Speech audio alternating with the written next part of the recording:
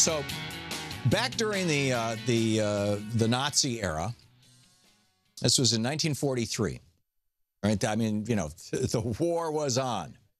And Sophie Scholl's brother was a medical student, and he had been off to the front and then back to medical school and back and forth. And she and her brother took a bunch of pamphlets to a university to pass out, you know, basically opposing the Nazis. They were copies of much earlier lecture, a speech, as it were. And she said, this is what she wrote. Okay, this is what she wrote.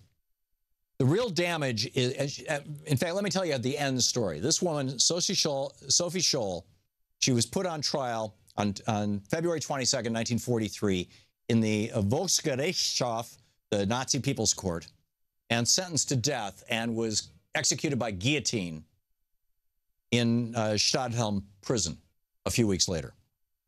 This is what she said.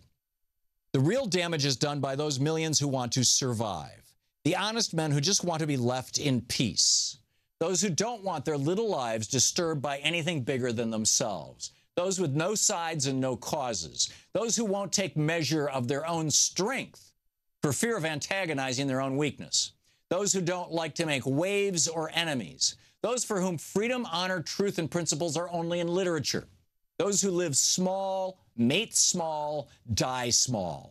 It's the reductionist approach to life. If you keep it small, you keep it under control. If you don't make any noise, the boogeyman won't find you. But it's all an illusion because they die too. Those people who roll up their spirits into tiny little balls so as to be safe. Safe? From what? Life is always on the edge of death. Narrow streets lead to the same place as wide avenues, and a little candle burns itself out just like a flaming torch does. I choose my own way to burn. That was Sophie Scholl. And now this Trump comes out and tweets about Saturday Night Live. Unwatchable. Alec Baldwin, you know, couldn't get any worse. And this brilliant woman, Danielle Moscato, she's Jesus effing Christ, real Donald Trump. You are the president-elect. Pick your effing battles, man. You're embarrassing yourself. Baldwin's impression isn't sad. You know what's sad? In 7 weeks, you'll be responsible for 330 million lives, and you can't think of anything better to do than tweet about a comedy show? You know that actual lives are at stake, right? You're pathetic, tweets Danielle Moscato. This is not a joke, Donald. Don't you have anything better to do? Are you so narcissistic that a parody is your priority?